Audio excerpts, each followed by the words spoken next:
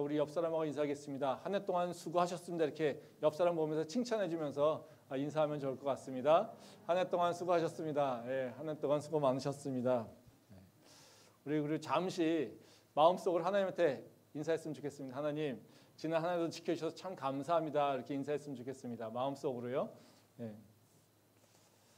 저희가 송구영신 예배를 드리는 게 정말 매년 드리지만 이 송구영신 때마다 항상 생각나는 건 뭐냐면요. 또 한 해가 갔구나라는 겁니다.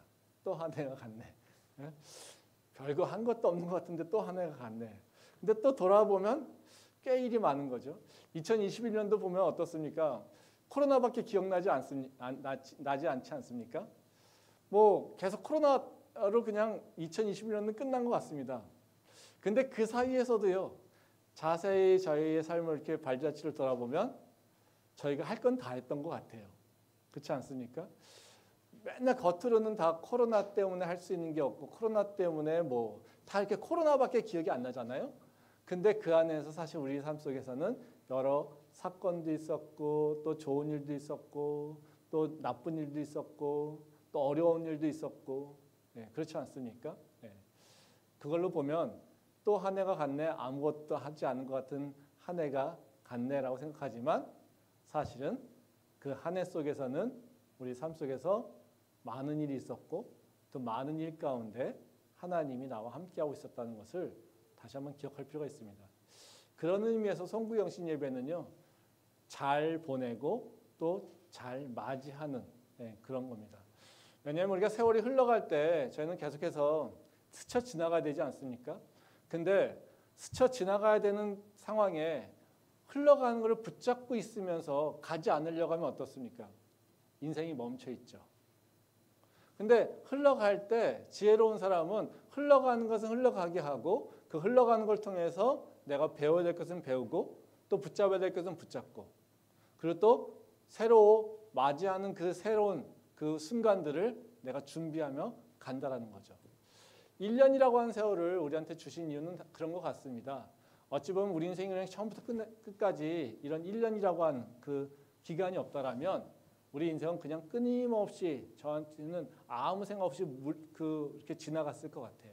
근데 하나님께서 우리한테 1년을 허락하셔서 1년마다 우리한테 결산을 하게 하시고 또 1년마다 우리에게 돌아보게 하시고 또 그리고 새로운 마음으로 뭔가를 시작할 수 있도록 새 마음을 주신다는 겁니다. 그러니까 송구영신 예배는 그런 게 의미가 있는 것 같습니다. 꼭 뭐 주일날 예배 드리는데 송구영신 때도 예배 드려야 되는가라고 한 생각이 들 수 있겠지만요.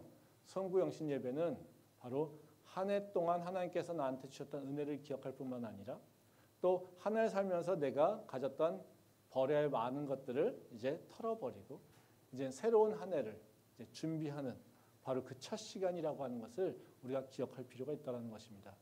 그래서 이 송구영신 예배를 통해서 우리 캠퍼스 예배 모든 성도분들이 바로 보낼 거는 보내고 그리고 버려야 될 것은 버리고 그리고 2022년도를 정말로 하나님이 주신 그 지혜로서 새롭게 맞이할 수 있는 그런 시간이 될 수 있기를 간절히 소망합니다. 오늘은 제가 그래서 다른 말씀을 전하려고 하는 것이 아니고요. 2021년도를 어떻게 잘 보낼 것인가 그리고 2022년도를 어떻게 맞이할 것인가 그래서 2022년도를 맞이하면서 우리가 뭘 해야 될지 그리고 잘 맞이하기 위해서 우리는 뭐를 버려야 될지 이 두 가지 내용에 대해서 같이 말씀을 좀 나누도록 하겠습니다. 그럼 첫 번째로요. 2022년도를 맞이하면서 우리가 해야 할 일이 무엇일까? 뭘 해야 될까요? 뭐 여러분들 마음속에 여러 가지 계획들도 있고 할 겁니다. 근데 공통적으로 해야 될 일은 뭐냐면요. 운동화끈을 다시 매야 됩니다. 왜 그러겠습니까? 다시 새로운 마음으로 믿음의 경주를 달릴 준비를 해야 되기 때문에 그렇습니다. 말씀 보도록 하겠습니다. 히브리서 12장 1절 말씀입니다. 이러므로 우리에게 구름같이 둘러싼 허다한 증인들이 있으니 모든 무거운 것과 얼매이기 쉬운 죄를 벗어버리고 인내로써 우리 앞에 당한 경주를 하며 이 말씀은 오늘 읽은 말씀이잖아요. 근데 이 1절 말씀이 오늘 설교 내용의 전부를 다 담고 있어요. 사실은. 그러니까 히브리서 11장은 다 여러분들 아시는 말씀대로 믿음장이라고 유명합니다. 그러니까 믿음이 무엇인지 그리고 믿음의 본을 보인 사람들에 대해서 쭉 설명하고 있습니다. 뭐 아벨이 드린 그 믿음의 제사부터 해서 뭐 보이지 않는 상황 가운데 믿음으로 세상 사람들의 질책을 받으면서 믿음을 지켜서 방주를 건축했던 바로 그 노아에 대한 얘기, 그리고 아무것도 보지 못하지만 그저 하나님이 오라고 하니까 믿음으로 따라 나섰던 그 아브라함, 그래서 믿음의 조상이 됐던 바로 그 사람, 바로 이런 믿음의 조상들이 어떤 삶을 살았는지를 다 보여주고 있습니다. 그래서 이 모든 사람들은 어떤 모습입니까? 보이지 않지만 보이지 않는 하나님, 그 하나님을 붙잡고 그리고 그 믿음으로 하나님께서 약속하신 그 축복들을 성취한 사람들에 대한 얘기를 하고 있습니다. 근데 이런 믿음이 좋은 사람들을 다 보고 그 믿음이 뭔지를 깨닫고 있는 사람들, 그 사람들에게 이제 하시는 말씀이 히브리서 12장입니다. 즉 앞에서 믿음이 뭐고 믿음으로 하나님의 약속과 그 축복들을 성취한 사람들을 네가 다시 기억했지? 그러면 너희가 해야 될 일이 뭐겠느냐? 그 설명을 해주는 게 히브리서 12장이라는 겁니다. 근데 히브리서 12장 첫째 줄 하는 얘기가 뭐냐면요, 믿음의 경주를 해야 한다라고 얘기하고 있습니다. 너희가 이제는 옛날 거 다 버리고 이제 인내함으로 우리 앞에 당한 경주, 다시 말하면 믿음의 경주를 하라고 얘기하고 있다는 것이죠. 우리 크리스천들이 해야 될 것은 다른 것이 아닙니다. 우리가 크리스천이라고 하는 정체성은 바로 예수를 믿는 믿음에서 나오죠. 그러니까 우리는 어느 상황 가운데서나 우리가 모든 순간 가운데 새로운 뭔가 우리 삶의 인생에 어떤 변환기가 있을 때마다 일어나야 되는 것은 뭐냐면요, 새로운 믿음으로 새로운 믿음의 결단들이 일어나야 되는 것이 우리가 해야 될 일이라는 것이죠. 왜? 그 믿음을 하나님께서도 굉장히 강조하고 있기 때문에 그렇습니다. 말씀 보도록 하겠습니다. 마태복음 9장 29절 말씀입니다. 이에 예수께서 그들의 눈을 만지시며 이르시되 너희 믿음대로 되라 하시니. 한 절만 더 보도록 하겠습니다. 마태복음 17장 20절 말씀입니다. 이르시되 너희 믿음이 작은 까닭이니라. 진실로 너희에게 이르노니 만일 너희에게 믿음이 겨자씨 한 알만큼만 있어도 이 산을 명하여 여기서 저기로 옮겨지라 하면 옮겨질 것이요 또 너희가 못할 것이 없으리라. 마태복음 9장 말씀은 이제 맹인을 고쳐주시면서 예수님께서 하신 말씀이에요. 맹인 고치시면서 안수하신 다음에 하시는 말씀이 떠라 이런 얘기를 하지 않으시고요, 내 믿음대로 될지어다 이렇게 얘기하시는 거예요. 그러니까 뭐예요? 네가 믿으면 네 눈이 떠질 것이고 그렇지 않으면 떠지지 못할 거야, 이런 얘기죠. 그러니까 그 맹인이 믿었기에 이제는 그의 눈이 떠진 것을 얘기하고 있는 거죠. 이 마태복음 17장 말씀은 바로 예수님께서 그 예수님의 제자들이 그 귀신 들린 아이를 고치지 못하고 나서 예수님이 그 고쳐주십니다. 그리고 제자들이 물어봅니다. 선생님이 왜 우리한테는 그런 능력이 나지 않습니까? 그래서 하시는 말씀이 이겁니다. 너희한테 겨자씨만한 하나라는 믿음만 있어도 이 산을 명해서 저 산을 옮겨지라고 하면 옮겨질 거야. 이건 다시 말하면 뭡니까? 그런 기적 또는 새로운 능력들이 드러나지 않았던 것은 너희들이 믿음이 없었기 때문에 그렇다. 이 얘기를 하시고 있다는 거죠. 그러니까 예수님이 우리한테 원하시는 게 뭐겠습니까? 믿음이 온전해지기를, 그리고 너희가 믿음의 삶을 살기를 원한다는 겁니다. 아마 저뿐만 아니라 대부분의 그 장로님과 권사님들께서도 다 경험하셨을 겁니다. 우리 인생을 쭉 살다 보면요, 내 인생의 변환점들이 있습니다.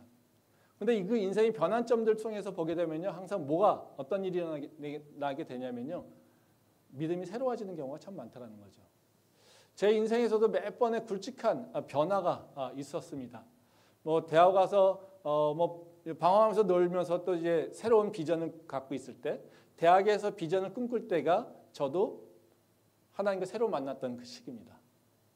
뭐 그러면서 유학하는 그 시절까지의 없었던 꿈들이 생기면서 유학까지 가겠다라고 하는 그 목표가 세웠던 것이 바로 대학교 3학년 때 바로 그 하나님과 새로 만났던 기억들, 이것이 시작됐다는 것이죠. 또 유학 가서 이 믿음 가지고 계속해서 살았습니다. 그리고 와서 다시 뭐 세상에서 막 적응하려고 하면서 또 저한테 이 캠퍼스 열매가 새로 들어오게 됐고, 또 하나님께서 저한테 새로운 말씀을, 사명을 주시면서 저한테 다시 회복시켜 주신 것이 바로 믿음이었습니다. 그러니까 제 인생에 있어서 굵직굵직한 어떤 변환점의 시기를 보게 되면 그냥 환경만 변한 것이 아니라 그 환경 전에 뭐가 제 마음속에 있는 믿음을 하나님께서 한번 갈아엎으셨다는 거죠. 그러니까 그 믿음이 새로워질 때 우리가 어떤 일이 일어나겠습니까? 우리 인생이 바뀌는 겁니다. 사람들은 환경이 바뀌니까 믿음이 바뀌는 걸로 생각하지만 그것이 아니라 우리의 믿음이 바뀔 때 우리의 인생이 바뀌는 거예요. 근데 우리의 인생을 바꾸기 위해서, 우리의 믿음을 바꾸기 위해서 하나님께서는 우리의 환경과 우리의 마음들을 이제 다 새로운 세팅을 해갑니다. 그래서 때로는 그것이 고난으로 오기도 하고요. 때로는 그것이 나한테 혼란으로 오기도 하고요. 때로는 그것이 나한테 캄캄한 어둠처럼 어디로 가야 될지 모르는 상황도 있다는 것이죠. 그럼에도 불구하고 그런 상황 가운데 하나님께서는 우리한테 손을 놔버린 것이 아니라 우리 손을 붙잡고 계시고 우리한테 새로운 길로 인도하여 가고 있다는 겁니다. 왜? 우리에게 새로운 믿음을 주기를 원하시고 우리가 그 새로운 믿음으로 살아가야 되기 때문에 그렇습니다. 그래서 우리가 믿음의 선한 싸움을 싸울 때 우리가 크리스찬으로 잘 살 수 있다는 겁니다. 말씀 보도록 하겠습니다. 디모데전서 6장 12절 말씀입니다. 믿음의 선한 싸움을 싸우라. 영생을 취하라. 이를 위하여 네가 부르심을 받았고 많은 증인 앞에서 선한 증언을 하였도다. 이 말씀 지난 주일의 핵심 구절이었잖아요. 우리가 어떻게 뭐를 하면서 살아야 될까? 그 방향성은 다른 것이 아니라 믿음의 선한 싸움을 쌓아야 된다는 거예요. 그러니까 사도 바울이 제자 디모데에게 너가 어떻게 살아야 되는 줄 알아? 어떻게 사역해야 되는 줄 알아? 뭐 구구절절히 설명하지만 결론적으로 뭐냐면요. 바로 믿음의 선한 싸움을 싸워라 이겁니다. 그러니까 네가 믿음 가지고 살아. 그리고 네가 앞에 있는 모든 것들을 다 이겨나가려면 뭐를 굳건히? 믿음을 굳건히 세워야 돼. 이 얘기를 하고 있다는 것이죠. 그래서 성경 속에서 보게 되면요. 계속해서 강조하고 있는 것이 뭐냐면요. 다른 것이 아닙니다. 믿음으로 살아라는 거예요. 믿음으로 살아라는 거예요. 오늘 말씀 다시 한번 보겠는데요. 히브리서 12장 2절과 3절 말씀입니다. 믿음의 주요 또 온전하게 하시는 이인 예수를 바라보자. 그는 그 앞에 있는 기쁨을 위하여 십자가를 참으사 부끄러움을 개의치 아니하시더니 하나님 보좌 우편에 앉으셨느니라. 너희가 피곤하여 낙심하지 않기 위하여 죄인들이 이같이 자기에게 거역한 일을 참으신 이를 생각하라. 이 말씀도 이제 어떻게 살아야 될지 얘기하는데 두 가지가 많이 키워드죠. 예수를 바라보자, 예수를 생각하자 이겁니다. 근데 여기서 예수님을 뭐라고 얘기하냐면요. 2절 말씀에 보면 하는 말씀이 믿음의 주여 온전케 하시는 분 이렇게 얘기하고 있어요. 그러니까 예수님을 누구로 표현하고 있습니까? 믿음의 주인이라고 얘기하시죠. 그러니까 예수님은 그냥 우리의 구원주일 뿐만 아니라요. 우리의 믿음의 대상자이기도 하고 또 우리의 믿음을 이끌어 가시는 분이라고 얘기하고 있습니다. 그러니까 우리가 어떻게 살아야 되느냐? 그것은 다른 것이 아니라 내 믿음의 주인이신 예수님을 바라보는 겁니다. 예수님이 우리한테 어떤 일을 하셨습니까? 우리 죄를 위해서 십자가에 달려 고초를 당하시고요. 그리고 그 고초를 통해서 우리의 죄의 모든 것들을 사해 주셨죠. 그리고 십자가에 달려 죽으심으로 끝나는 것이 아니라 3일 만에 부활하셔서 우리에게도 새 생명을 주셨습니다. 그리고 우리를 누구요? 내 백성이라고, 그리고 내 아들이라고 딸이라고, 내 자녀들이라고 얘기를 하고 계십니다. 그게 바로 우리를 권하신 예수님이라는 거죠. 바로 그 예수님을 우리가 바라보고 생각하고 그리고 그분을 따라가는 것, 이것이 바로 우리가 살아가야 되는 삶의 방식입니다. 근데 그렇게 살아가기 위해서 우리가 해야 될 일이 뭐겠습니까? 예수를 온전히 믿는 거라는 거죠. 예수를 온전히 믿지 못하고 예수님을 바로 나의 믿음의 그 대상으로 삼지 않으면서 우리는 예수님을 따라갈 수 없다는 겁니다. 우리가 믿음이 있어라 라고 하면 자꾸 나의 신념을 갖고 얘기하는 경우가 있어요. 나는 할 수 있어. 나는 될 수 있어. 난 이겨낼 수 있어. 이거는 믿음이 아니라요. 그냥 자기 신념입니다. 자기 확신이고요. 자기를 자꾸 인크리지 하는 거죠. 근데 우리의 믿음은요, 내가 할 수 있어 이런 것을 얘기하는 거 아니에요. 내일이 잘 될 거야, 모든 게 잘 될 거야 이것을 얘기하는 게 아닙니다. 우리의 믿음은 분명한 대상이 있습니다. 바로 우리의 주인 대신, 우리의 왕 대신 예수님을 향하는 거예요. 그게 우리가 갖고 있는 믿음이에요. 그래서 세상은 야, 다 괜찮아, 다 잘 될 거야, 걱정하지 마, 다 잘 될 거야, 이것을 믿는 것이 아니라는 거죠. 우리는 나의 구원 주신 예수님을 온전히 믿고 따라가는 것, 이것이 바로 우리가 해야 될 믿음이라는 겁니다. 그러면 우리가 예수님을 믿을 때 나의 삶은 이제 예수님께서 책임지기 시작하신다는 거예요. 그리고 나의 삶은 예수님이 간섭하시고 그분의 능력으로 통치하신다는 거예요. 그러면 어떤 일이 일어나겠습니까? 내가 상상하지 못하는 일, 내가 할 수 없는 일, 내가 포기했었던 일, 내가 계획하지 않았었던 일들, 이런 일들까지 다 일어나고 새로운 삶으로 들어가게 된다는 겁니다. 바로 그러게 우리 믿는 자들은요, 다르게 사는 것이 아니라요, 바로 믿음으로 사는 것입니다. 2022년도 새해를 맞으면서 우리는 어떻게 살 것을 지금 결심하고 있습니까? 나는 뭐를 하지 말아야 돼, 뭐를 해야지라고 하는 것이 아니라요, 이제 나는 예수를 믿는 믿음으로 살겠습니다라고 하는 새로운 믿음의 고백이 우리 마음 가운데 있기를 소망합니다.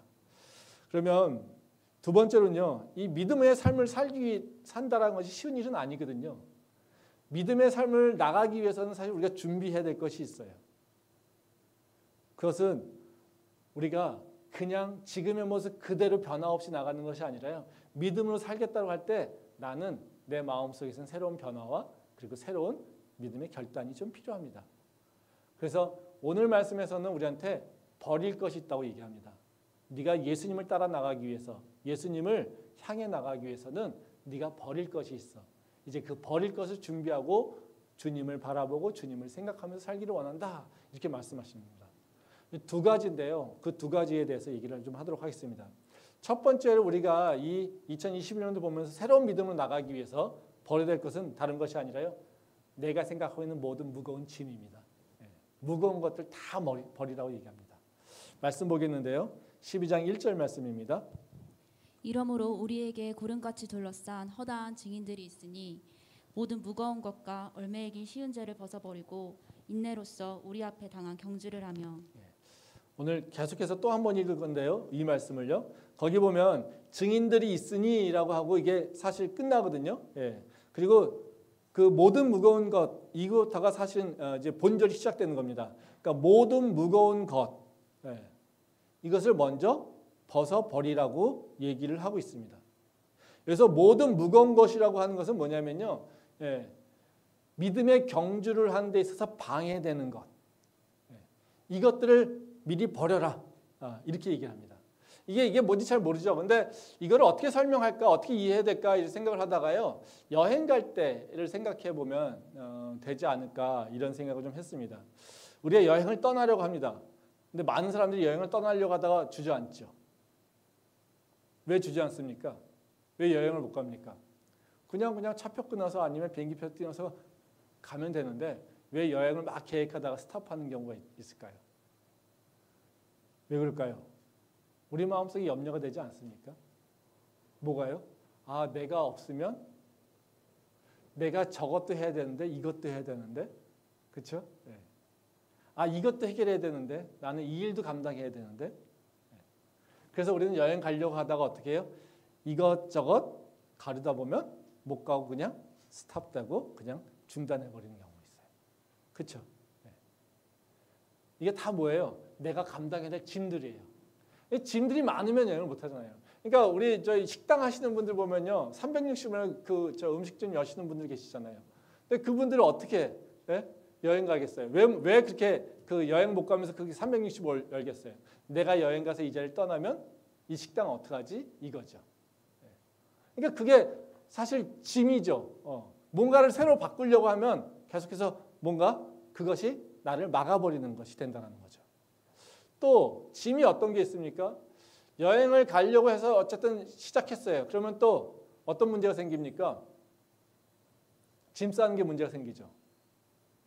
짐을 쌀 때 많이 싸가는 사람이 있고요. 그냥 단촐하게 싸가는 사람이 있어요. 근데 이게 어느 게 정답일까요? 짐을 많이 싸가는 게 좋을까요? 아니면 단촐하게 싸가는 게 좋을까요? 사실 정답은 없어요. 많이 싸가면 어떤 게 있습니까?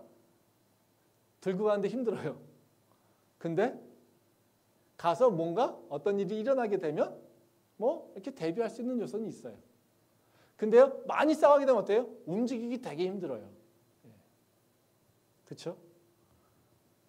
근데 짐을 단촐하게 싸면 어떻습니까?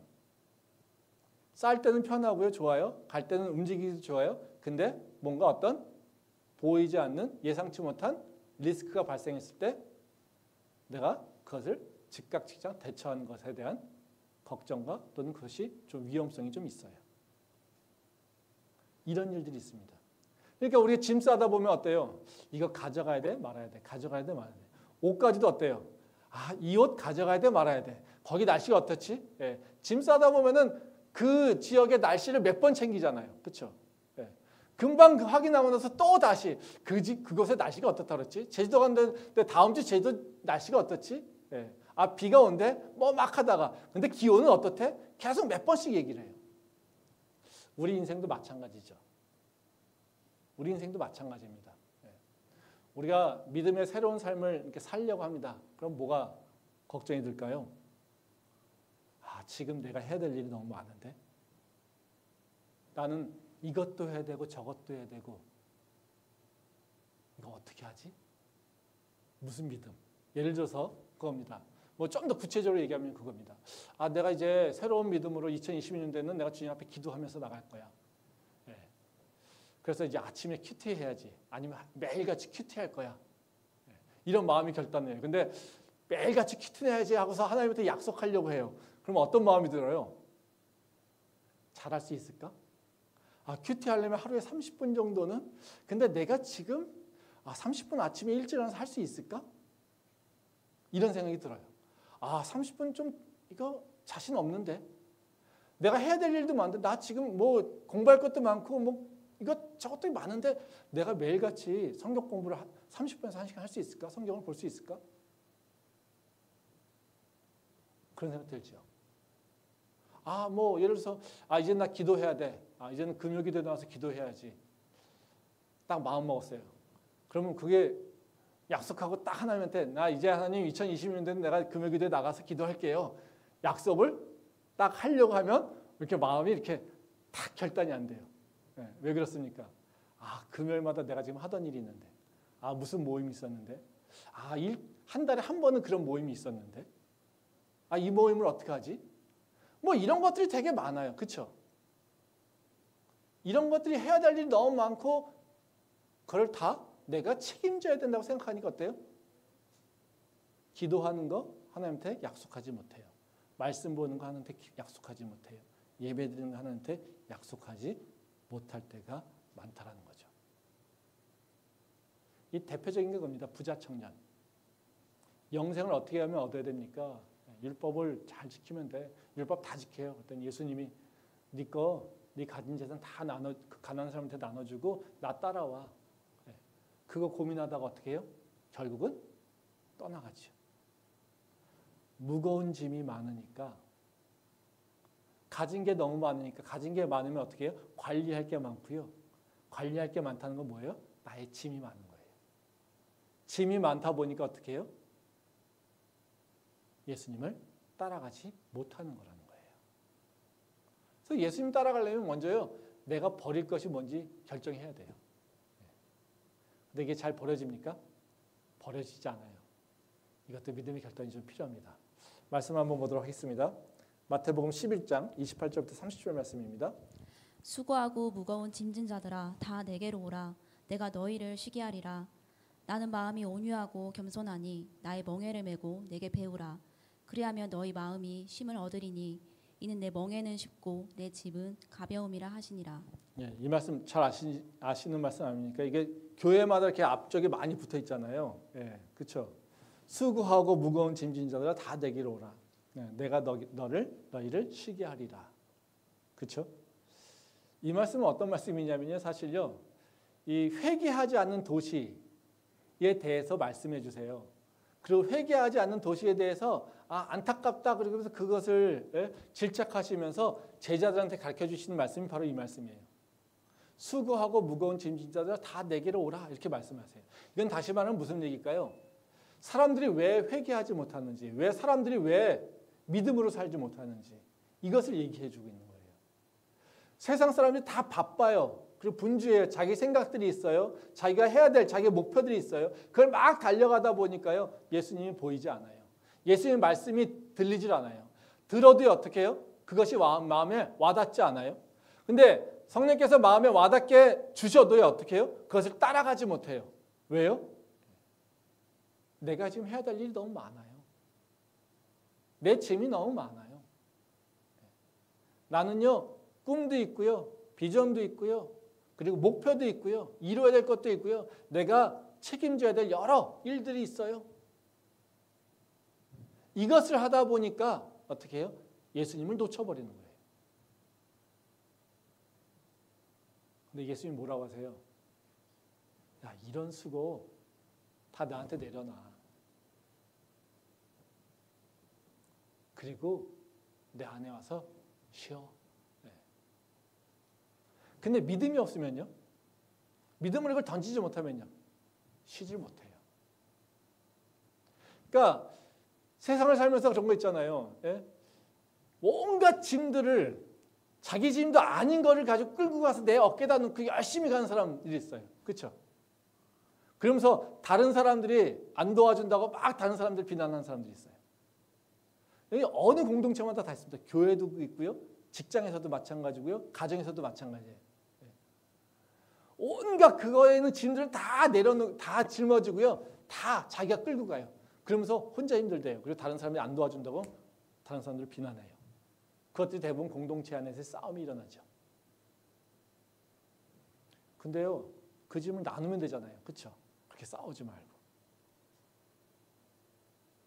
우리가 인생 살면서도요. 하나님하고 관계에서도 똑같은 거예요. 하나님 나한테는 왜 이렇게 짐을 많이 주셨어요? 네, 우리 가정 문제도 있고요. 내 직장 문제도 있고요. 내 삶의 문제도 너무 버거워요. 나한테 이렇게 버겁게 하시면서 왜 하나님 난 좀 가볍게 하면 안 돼요? 이런 짐 좀 없게 하면 안 돼요? 이러고 우리는 살아요. 그러면서 하나님만 막 원망해요. 네. 근데 한번 생각해 보세요. 내 지금 머리를 아프게 하는 모든 것들이 다 어디서 왔는지. 그게 하나님께서 주신 건지 아니면 내가 스스로 만들고 있는 것인지. 우리는 내가 다 짐을 내가 올려놓고요. 하나님이 나한테 힘들게 한다고 우리는 하나님 비난하는 경우가 참 많다는 거예요. 그게 우리가 살아가는 모습이라는 거죠. 저도 똑같습니다. 그래서 저는 사실 요새 굉장히 다 내려놓으려고 이렇게 많은 열심히 그 고민을 사실 많이 합니다. 제가 제 인생 보니까요. 제가 작년에 좀 이렇게 몸도 안 좋아지고 건강도 안 좋아지고 뭐 그때 이제 많이 좀 아프고 뭐 이러면서 이제는 이렇게 살면 안 되겠다. 그렇게 생각을 했었어요, 작년에. 그래서 내 주변 걸 다 이제 내려놓자. 제가 보니까 뭐 저희 집의 일도 그렇고요. 뭐 저희 또 교회도 그렇고 학과 일도 그렇고 뭐 제가 또 뭐 꿈 있다고 벌려놓은 비전이라고 벌려놓은 미얀마 일도 있고요. 뭐 이 짐들이 너무 많더라고요. 근데 제가 어떤 생각을 했었냐면요. 다 내가 관여해야 돼. 그래 내가 책임져야지.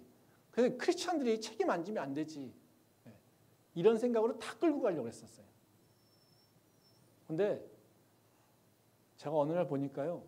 그러면서 저니까 하나님한테 원망하고 있었다는 거죠.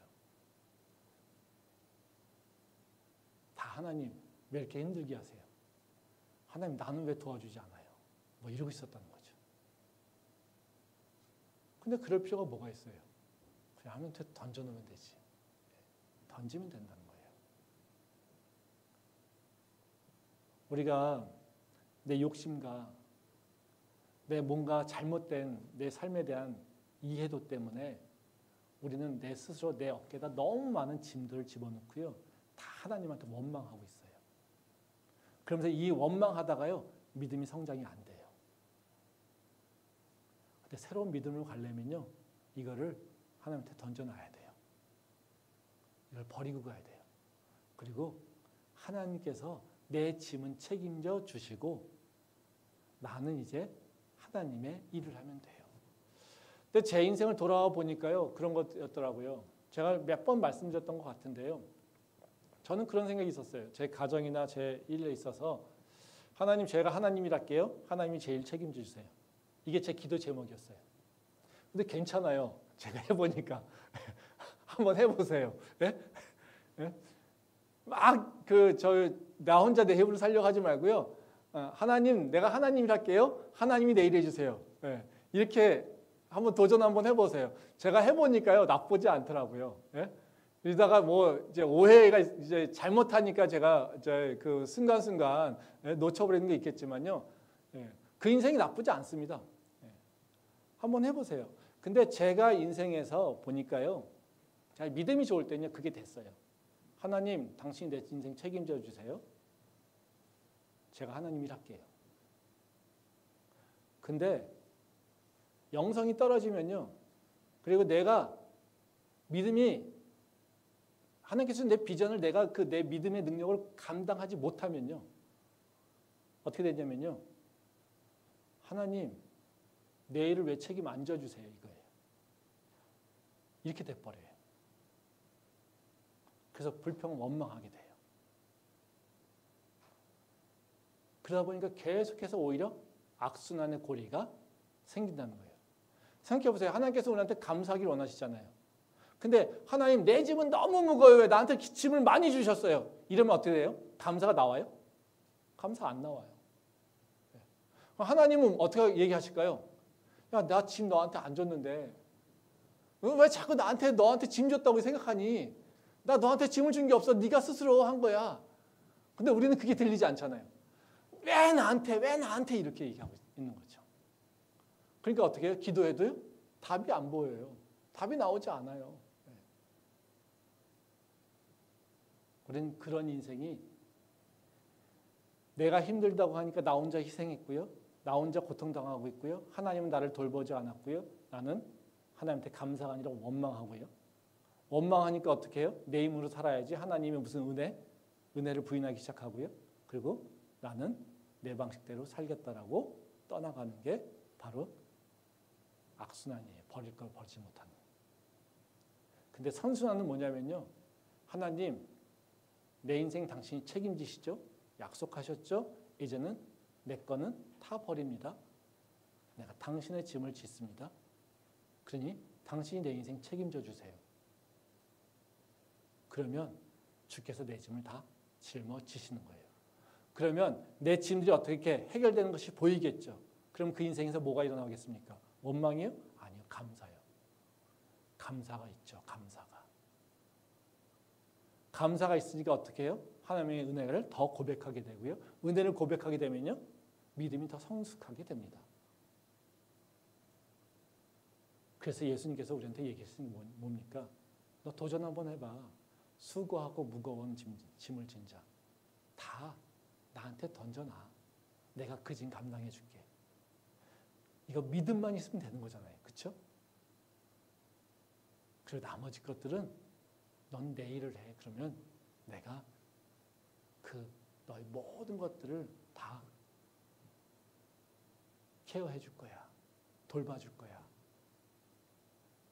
전 이게 믿음의 지혜라고 믿습니다. 저는 우리 경희 캠퍼스의 모든 성도들이 2020년도에는 나의 수고하고 무거운 짐진 그 모든 짐들을 다 예수님 앞에 내려놓고 이제는 예수님의 짐을 질 수 있는 지혜 있는 자 될 수 있기를 소망합니다. 두 번째 버려야 될 것이 있습니다. 다른 것이 아니라요. 내 가까이에 있는 죄의 습성이에요. 이거를 해결하고 가야 됩니다. 말씀 보겠는데요. 또다시 히브리서 12장 1절입니다. 같이 읽겠습니다. 이러므로 우리에게 구름같이 둘러싼 허다한 증인들이 있으니 모든 무거운 것과 얼매이기 쉬운 죄를 벗어버리고 인내로써 우리 앞에 당한 경주를 하며. 무거운 것 다음에 일어난 게 뭐냐면요. 얽매기 쉬운 죄를 벗어버리라고 얘기합니다. 그러니까 얽매기 쉬운 죄, 이게 뭘까라고 하는 거는 뭐냐면요. 나도 모르게 죄를 짓게 된다는 거예요. 그러니까 내가 순간순간 내가 생각하고 있지 않고 내가 이렇게 깨어있지 않으면 죄를 짓게 된다는 거죠. 이건 다시 말하면 뭐예요? 내 몸의 습성 가운데, 내 행동의 습성 가운데 죄랑 연결되는 것이 있다는 거예요.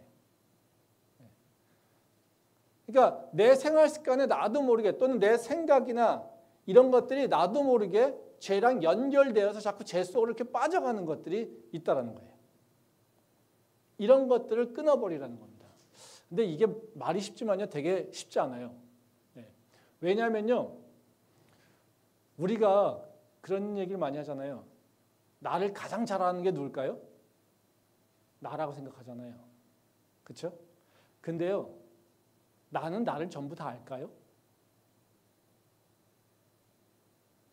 한번 생각해 보세요. 나라는 사람을 내가 잘 알 수 있을까? 알고 있을까? 잘 몰라요. 솔직하게요, 우리는 우리 모습을 잘 모르고 산다는 거예요. 그래서 내가 믿음으로 바뀌려고 하는데 내 모습을 내가 모르니까 어떻게 해요? 변화될 게 뭔지를 찾지 못해요. 그 신약에서 보면요, 메타인지라고 하는 것이 있어요. 학습법 얘기할 때 그런 얘기 많이 합니다. 메타인지 학습법 이렇게 얘기를 많이 하는데요. 메타인지라고 하는 건 뭐냐면요, 제3자의 눈으로 나를 쳐다보는 거예요. 그래서 다른 사람들이 내가 하고 있는 것들을 내가 생각하고 있는 것을 다시 생각하는 거고요. 내가 인지하고 있는 것을 내가 다시 인지하는 거예요. 내가 지금 공부하고 있는 것이 뭔지를 다시 공부하는 거예요. 이러면 뭐냐면요, 내가 생각하고 있는 것으로 끝나게 메타인지를 하지 않으면요, 내가 생각하고 있는 게 전부 다예요. 근데 메타인지를 하게 되면요, 내가 생각하고 있는 것을 내가 다시 생각하니까 나를 바라보기 시작하는 거예요. 그래서 결국엔 깨닫는 게 뭐냐면요, 나의 진짜 모습을, 본 모습을 객관적으로 바라보는 거예요. 사실 이게 우리가 크리스찬의 성경에서 보면요, 성찰이라고 하는 얘기를 듣고요, 또는 이것을 잘하게 되면요, 회개하고 변화가 잘 일어납니다. 메타인지를 학습법을 하는 사람들이 성과가 좋아요. 그러니까 메타인지의 결과가 뭐냐면요, 학습법에서 내가 아는 게 뭔지, 내가 모르고 있는 게 뭔지를 찾아내서 공부하는 거예요.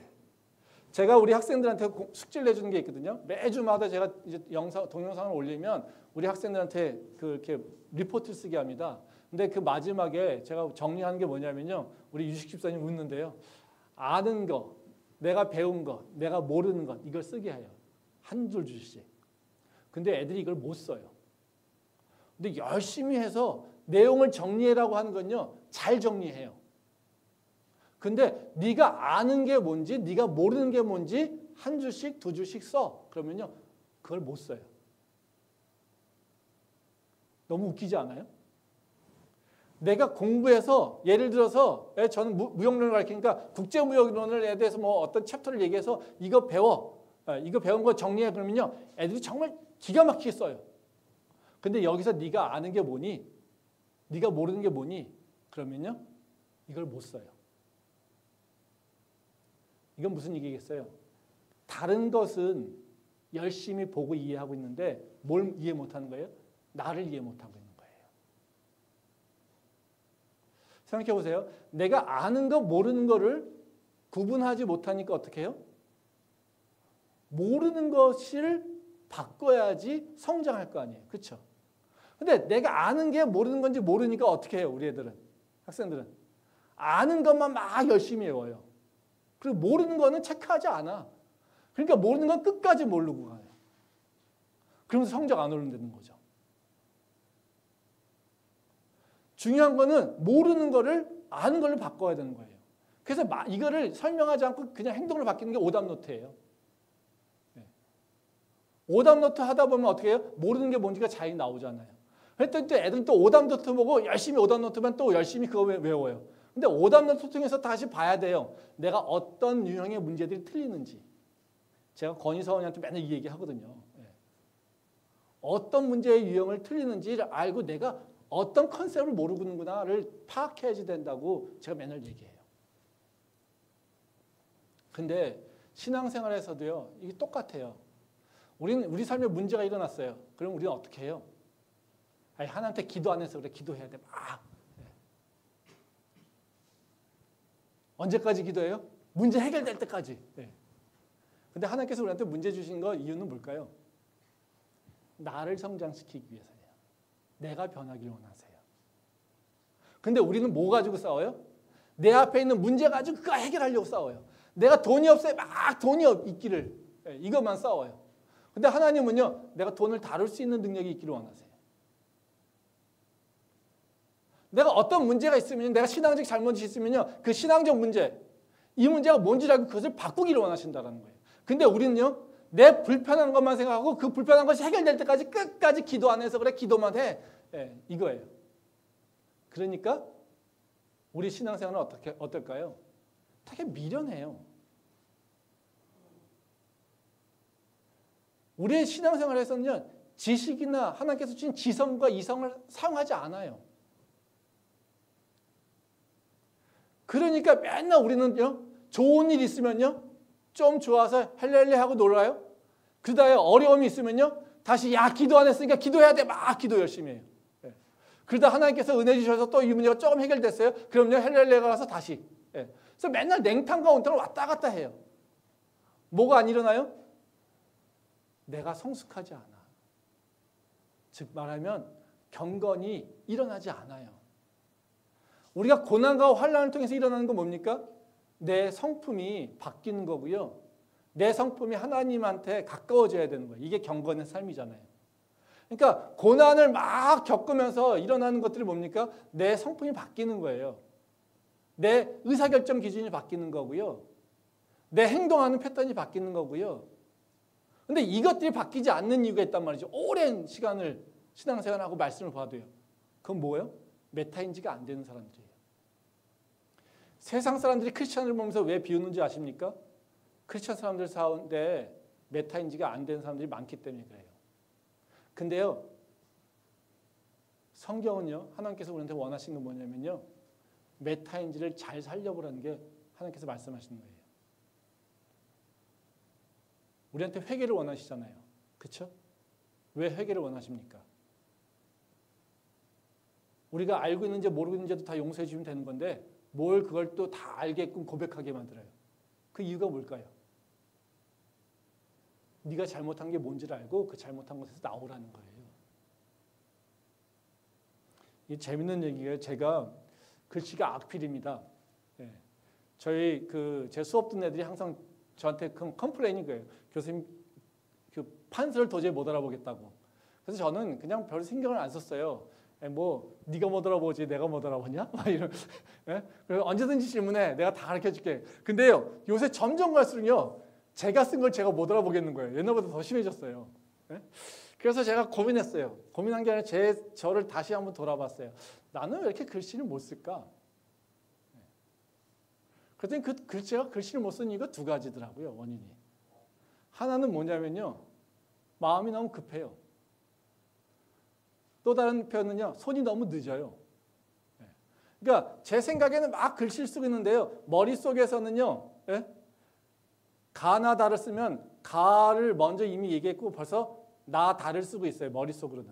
근데 손은요, 가 쓰고 있어요.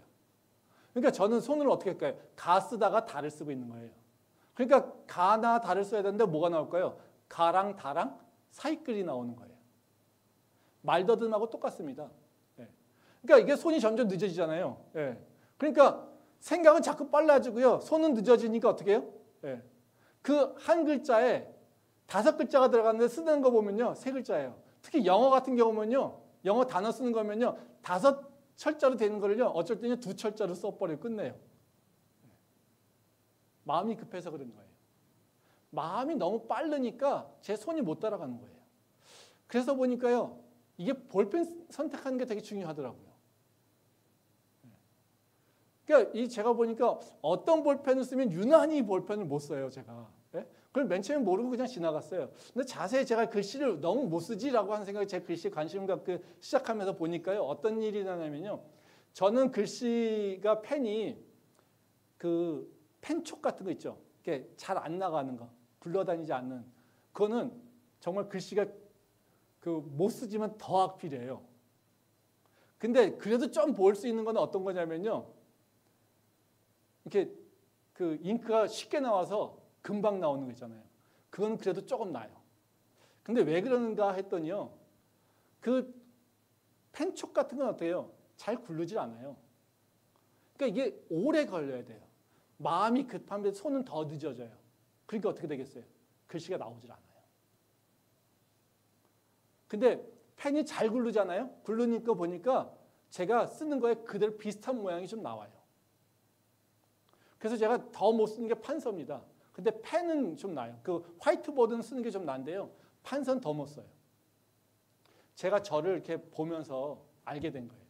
저는 여태까지 50년 살면서 펜이 내가 나한테 맞는 펜이 어떤 건지 저는 한 번도 생각해 본 적이 없어요. 근데 제가요, 제 글씨가 문제가 있다 생각하고요. 내가 왜 이렇게 글씨를 못 쓰지 생각하면서 보니까요. 내 마음이 너무 급하다. 그리고 내가 펜을 잘못 선택하면 글씨를 더 못 쓴다는 걸 알게 됐어요. 그래서 요새는 가능하면 이렇게 부드러운 펜을 많이 씁니다. 네. 이게 우리한테 똑같이 믿음 생활도 마찬가지인 거예요. 우리가 믿음으로 넘어지는 문제가 뭘까요? 사람마다 다 달라요. 왜? 사람들의 기준이나 성품이 다 다르기 때문에, 배경이 다 다르기 때문에 우리가 해결해야 될 믿음의 문제가 다 달라요. 근데 이걸 누가 알려줄까요? 성령께서 각 사람들에게 알려주세요. 근데 그 성령께서 어떻게 알려주실까요? 우리의 마음을 바꿔서 우리를 깨닫게 하세요. 근데요, 고집스럽게 나를 보지 못하고 나를 바라보지 못하고 성찰하지 않으면요. 어떻게 될까요? 성령께서 아무리 말씀하셔도요. 우리는 잘 못 알아들어요. 그러니까 20년, 30년이 가도요. 신앙의 모습이 똑같은 거예요. 이게 우리의 모습이라는 거예요. 그러면 우리가 새로운 모습으로 나가려면 어떻게 되겠습니까? 먼저 나를 다시 봐야 돼요. 메타인지 할 수 있는 능력을 우리한테 하나님께서 주셨잖아요. 그러니까 우리의 메타인지를 활용해야 돼요. 나는 어떻게 믿고 있지? 나는 하나님한테 어떻게 지금 반응하고 있지? 내가 고난이 있을 때마다 나는 어떻게 반응해 왔지? 그것이 성경적으로 합당한가? 그것이 하나님과 합당한 방법인가? 이거를 내가 바라봐야 돼요. 그리고 거기서 벗어나도록 내가 새로운 모습을 가져가려고 해야지 되는 거예요. 우리는 새해가 된다면 맨날 다 계획을 세워요. 하나님, 이번에는요 취업하게 해주세요. 이번에는요 뭔가 승진하게 해주세요. 이번에는요 우리 가정에 뭔가 새로운 일이 일어나게 해주세요. 이번에는요 무슨 병이 낫게 해주세요. 이런 거 얘기 안 해도 돼요. 이거 얘기 안 해도요. 하나님은요 우리한테 돈이 필요한 거 아시고요. 우리가 승진해야 될 때면 승진하는 거 아시고요. 취업해야 될 때 취직해야 되는 거 다 아세요. 이런 거 굳이 목표 세우지 않아도 우리 인생에는 아무런 상관이 없어요. 근데요. 우리가 하나님 이번엔 내가 뭘 바꿔야겠습니까? 라고 하는 마음이 내가 그것을 세우지 않으면 금년 하나님 내가 어떤 악습을 버려야 됩니까? 라고 하는 것에 목표를 세우지 않으면 나는요 절대로요 하나님의 성품에 가까이 갈 수가 없어요. 우리가 예수를 믿는 사람들이 해야 될 일이 뭡니까? 우리가 그냥 세상 사람처럼 그냥 잘 먹고 잘 사는 것만 있습니까? 네 부처가 나를 돈 더 잘 벌게 해줄까? 아니면 예수가 돈을 더 잘 벌게 해줄까? 나는 나한테 돈 잘 벌게 해주는 신한테 갈 거야. 이게 우리가 원하는 겁니까? 아니잖아요. 그게 아니면요. 우리 인생에서 우리 기도의 제목이 우리 새로운 해에서의 목표가 돈 잘 벌고 뭔가 세상적인 성공을 하는 게 목표가 아니어야 되잖아요. 그럼 예수님께서 올 때 원하신 게 뭡니까? 날이 갈수록 우리가 예수 그리스도의 성품을 닮아가는 자들이잖아요. 그러면 우리가 새해 결정해야 되는 건 뭐냐면요. 내가 어떻게 하면 예수 그리스도의 성품을 닮아가지라고 하는 것이에요. 내가 하나님을 알고 하나님의 성품을 닮아가는 것이 우리가 예수를 믿는 자가 마땅히 해야 될 일이잖아요. 그렇기 때문에 우리가 해야 될 일은요. 나의 잘못은 뭐지? 내가 예수 그리스도의 성품을 왜 못 드러내고 있지? 나는 왜 예수님께서 기뻐하시는 열매를 맺고 있지 못하지? 그것을 알아야 된다는 거예요. 그리고 그것을 향해서 이제는 버릴 거 버리고요. 새 모습으로 나가야 된다는 거죠. 우리가 우리 모습을 고칠 수 있을까요? 아니요. 고치지 못합니다. 우리는요. 우리 모습 잘 고쳐지지 않아요. 네. 어떻게 고칠까요? 내가 고쳐야 될 문제를요. 하나님한테 던져놔야 돼요. 그래야 고칠 수 있습니다. 왜요? 우리는요. 육신을 이길 수 없습니다. 우리가 어떻게 육신을 이길 수 있습니까? 성령의 능력으로 이길 수 있습니다. 내가 이겨야 될 그 육신의 문제를 내가 주님 앞에 문제라고 여겨서 그걸 해결해 달라고 얘기하지 않으면 그 문제는 못 이긴다는 거예요. 제가 정서한테 맨날 야 담배 끊어 얘기합니다. 전 담배 피는 것 자체가 나쁘다고 생각하지는 않아요. 신앙적으로 뭐 성경적으로 죄라고 생각하지는 않아요. 저는요. 근데 안 하는 게 좋죠. 그래서 제가 정수한테 보면 우리 금요기도회 때도요 맨날 이게 그 중간에 하다가 담배 피고 보면 와요. 그러면 정수한테 냄새가 풀풀 나요. 정수야 그러면 굴뚝대고 앉아 제가 농담을 합니다. 근데 못 고치는 거 알아요. 왜? 정서가 그것이 문제라고 하는 인식을 안 갖고 있기 때문에. 정서가 문제가 아니에요. 우리도 똑같아요. 내가 이겨야 될 것의 문제에 대한 문제인식이 없으면 나는 그걸 절대 못 고쳐요. 생각해 보세요. 내가 하나님 앞에 나는요 계속해서 뭔가 하나님 나는 하나님을 좋아하지만요 난 세상적으로 성공하고 싶어요. 또는 난 세상한테 인정받고 싶어요. 이것이 굉장히 중요한 문제예요. 그것 때문에 나를 계속해서 내가 움직여 살고 있어. 근데 이걸 모르는 상태에서 하나님 나는 잘 살고 싶어요. 이 얘기만 하고 있어요. 그러면 내가 하나님하고 더 가까워질 수 있을까요? 안 되죠. 어떻게 해야 돼요? 내가 하나님한테 인정받는 것보다 세상 사람한테 인정받는 것을 더 좋아하고 있다면 내가 하나님한테 인정받는 것보다 세상 사람한테 인정받는 걸 더 좋아해요. 그래서 하나님보다 세상 사람들의 눈을 더 많이 생각해요. 이러고 있으면 어떻게 돼요? 하나님 그 문제를 내가 주님 앞에 놔야 돼요. 그리고 그 문제 가지고 주님하고 씨름하는 거예요. 하나님 이 문제가 나를 자꾸 하나님으로부터 벗어나게 해요. 이 문제를 이제 해결해 주세요라고 주님한테 고백하는 거예요. 돈의 욕심도 마찬가지입니다. 네. 또 세상적인 쾌락을 좋아하는 것도 마찬가지입니다. 이것이 문제라고 인식할 때요. 그것이 문제를 주님 앞에 내려놔야 돼요. 네. 우리가 내 마음속에 모르고 있는 하지만 내가 솔직히 알거나 또는 아는데 외면하거나 또는 내가 모르고 있는 문제들 때문에 내가 예수님하고 관계가 가까워지지 못하는 게 있단 말이죠. 근데 그것을 쳐내야 되는 거예요. 그 쳐내는 방법은요. 주님 앞에서 고백하면 돼요. 저는 이 문제에서 해결하기 원해요. 이 문제에서 나가기를 원해요. 이 문제를 내가 이기기를 원해요. 그러면 좋은 것으로 우리를 항상 만족해 하시는 분께서 나의 문제를 하나님이 문제라고 여기고 있는 것들을 내가 스스로 갖다 놓고 하나님 이 문제 해결해 주세요라고 하는데 해결하지 않으시겠습니까? 아니죠. 해결해 주시죠. 해결해 주십니다. 아까도 제가 말씀드렸지만 하나님께서 우리의 모든 죄를 다 아시잖아요. 근데 우리한테 왜 회개를 원하시겠습니까? 우리가 왜 스스로 우리 죄를 고백하길 원하십니까? 우리 마음이 아프라고요? 우리 스스로 창피하라고요? 우리 진짜 회개할 때는요. 내가 그 얘기를 하기가 너무 창피하거든요. 저도 그런 죄들 있습니다.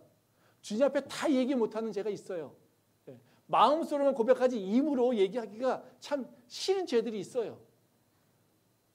근데 하나님께서 그걸 때로 고백하기를 원하세요. 왜 그러실까요? 잔인하게. 너무 나쁘죠? 왜 그러겠습니까? 그것이 죄인 거를, 그것이 내 삶을 가로막고 있다는 것을, 그것이 내가 하나님한테 나가는 것을 막고 있다는 것을 내가 알기를 원하는 거예요. 그걸 고백하기 시작하잖아요? 그러면 하나님께서 그 일을 감당하십니다. 그를 이기게 하십니다. 그게 바로 하나님께서 우리한테 회개와 회복을 약속하시는 이유예요. 저는 우리 캠퍼스 N예배가 믿는 자를 넘어서 지혜롭게 믿는 자 되기로 하고요. 세상을 이기는 자, 그리고 하나님께서 기뻐하시는 모습으로 매일같이 성장하는 공동체 될 수 있기를 원해요.